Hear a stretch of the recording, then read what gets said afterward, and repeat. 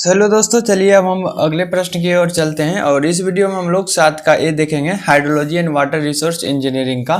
छोटा छोटा वीडियो है ताकि आपको देखने में भी आसानी हो और आसानी से 1.5 पे 2 पे देख लेना। थ्योरी सा क्वेश्चन है, आसानी से आपको समझ में आ जाएगा। ठीक है, उतना हार्ड ये क्वेश्चन नहीं है। तो आप चैनल पर नहीं हो तो सब्सक्राइब कर लेना, बेल आइकन को दबा लेना, नोटिफिकेशन आपको मिलेगा। छोटा सा कमेंट कर देना और कोई भी दिक्कत हो तो कमेंट में, या फिर इसका जो पीडीएफ होगा वो हम डिस्क्रिप्शन बॉक्स में दे देंगे। टेलीग्राम का भी लिंक है डिस्क्रिप्शन बॉक्स में, व्हाट्सएप का भी है, और वहाँ आप लोग ज्वाइन हो जाना, पीडीएफ वहाँ से मिल जाएगा।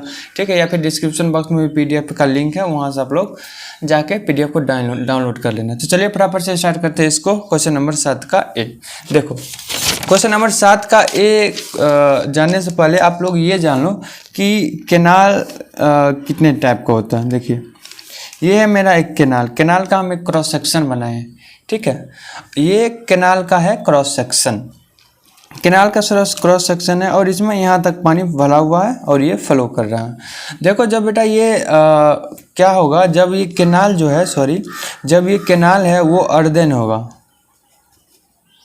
मतलब ये जब कैनाल मिट्टी का बना होगा तो क्या हो सकता है इसमें, जब ये कैनाल मिट्टी का बना हो सकता है तो जब पानी इसमें फ्लो करेगा अंदर की ओर, ऐसे ये क्रॉस सेक्शन है, जब इसमें पानी फ्लो करेगा तो इसका जो ये बेड है, ये बेड में से जो मिट्टी होगा वो भी फ्लो कर जाएगा।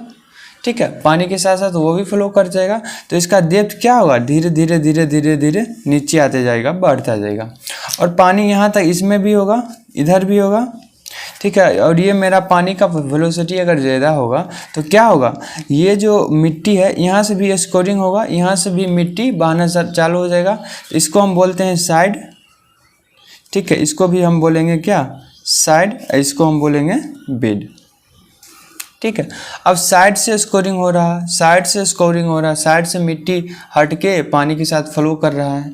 ठीक है, बेड से भी हो रहा है, उसका डेप्थ कम बढ़ जा रहा है। तो क्या हुआ, धीरे धीरे धीरे धीरे ये जो मेरा कैनाल है वो मेरा खराब हो जाएगा।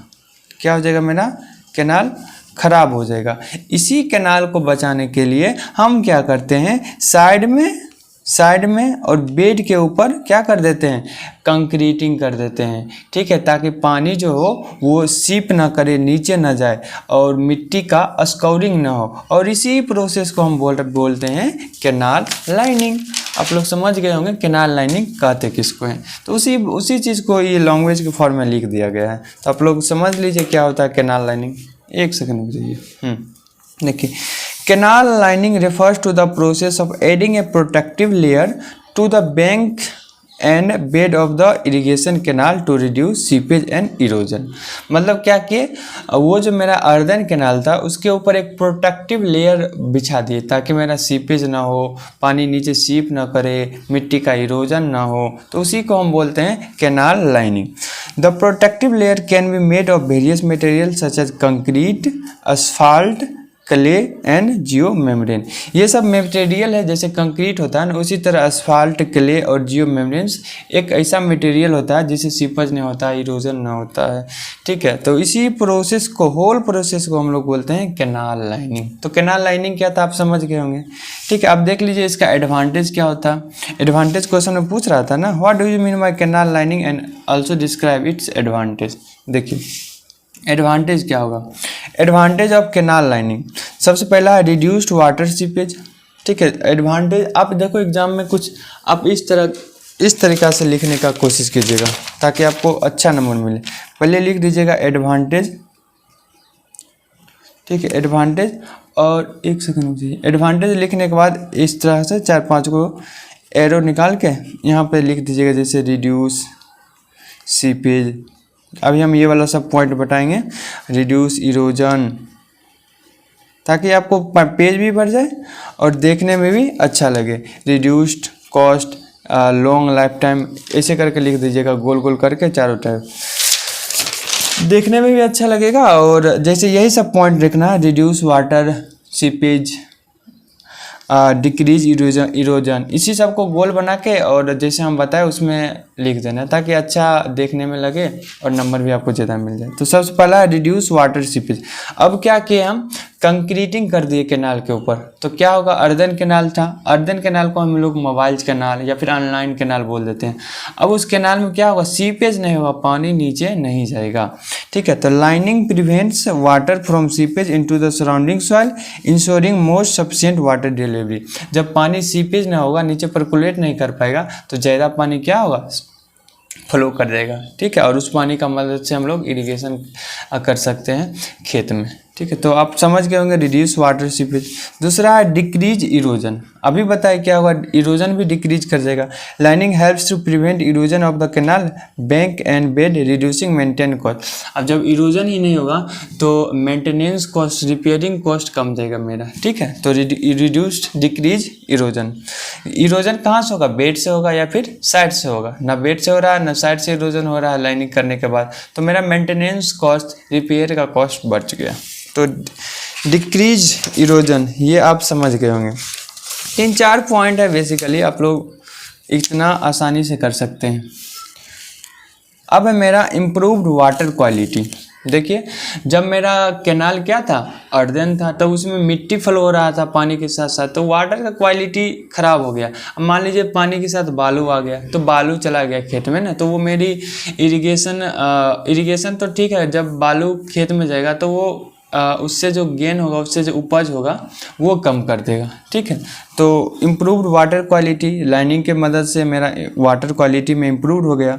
Bye reducing seepage lining helps to maintain water quality by preventing contaminants. Contaminants बोली तो वही जैसे पानी के साथ शीशा आ गया तो वो कंटामिनेट हो गया, तो वो फसल के लिए हानिकारक है ना, ऐसा चीज़ जो फसल के लिए हानिकारक हो। फ्रॉम इन्फिल्ट्रेटिंग कैनाल वाटर, ठीक है। तो इम्प्रूव्ड वाटर क्वालिटी का मतलब हुआ जब कैनाल में लाइनिंग कर दिए तो उसके साथ जो अदर मटेरियल आते थे पानी के साथ साथ, जैसे पानी के साथ बहुत सॉल्ट आ गया, तो सॉल्ट चला गया क्या ज़मीन में, तो अब उसको पानी खींचने के लिए ज़मीन में जो क्रॉप है मेरा, उसमें जो रूट है, रूट को पानी खींचने में बहुत सारा प्रेशर लगाना पड़ेगा। तो क्या होगा, उससे मेरा फसल ज़्यादा ग्रो नहीं कर पाएगा। सारा का सारा ताकत वो पानी खींचने में ही लगा दिया, ठीक है। तो इससे जब हम लाइनिंग कर देते हैं तो जब हम लाइनिंग कर देंगे तो सफिशिएंट वे में वाटर फ्लो करेगा और अच्छा पानी फ्लो करेगा, क्वालिटी ऑफ वाटर रहेगा और फसल को भी अच्छा खासा मदद मिलेगा। अगला इंक्रीज वाटर कन्वेंस इफिशियंसी। आजकल क्या हो गया कैमरा को, बोला इंक्रीज वाटर कन्वेंस इफिशियंसी। जब हम लाइनिंग कन्वेंस मतलब होता है चलना फिरना, जैसे पानी चलेगा ना, कन्वेंस मतलब रास्ता एक तरीके से समझ लो, ठीक है। तो उसका इफिशियंसी है वो इंक्रीज कर देगा। जैसे कैनाल में हम लाइनिंग कर दिए तो ठीक है, तो उसमें क्या होगा, वाटर का लॉस बहुत कम होगा, सीपेज कम होगा, इरोजन कम होगा, ठीक है। और वाटर जो होगा ज़्यादा से ज़्यादा पहुँच पाएगा जहाँ हमको पहुँचाना होगा वाटर को। तो यह increase water conveyance efficiency with less water loss to seepage and reduce erosion, more water reaches its in intent destination। मतलब जहाँ तक हमको वाटर को पहुँचाना होगा वहाँ पानी सफिशिएंट वे में पहुँच जाएगा। लॉन्गर लाइफ स्पेन मतलब जब हम मिट्टी का जो था क्या कैनाल, वो कम समय तक चलेगा, ठीक है। जब हम कंक्रीटिंग कर देंगे, ठीक है, कंक्रीट का कैनाल बना देंगे तो अब स्वाभाविक है अर्दन डैम के कंपेयर में बहुत ज़्यादा दिन तक चलेगा। तो वही लिखा हुआ line canal tends to have a longer life span compare to unline canal. समझ गए आप लोग। तो चलिए नेक्स्ट वीडियो में हम लेकर आएंगे नेक्स्ट न्यूमेरिकल क्वेश्चन। तो चलिए यहीं पर करते हैं इस वीडियो को समाप्त और मिलते हैं अगले वीडियो में। तब तक के लिए see you, take care, bye bye.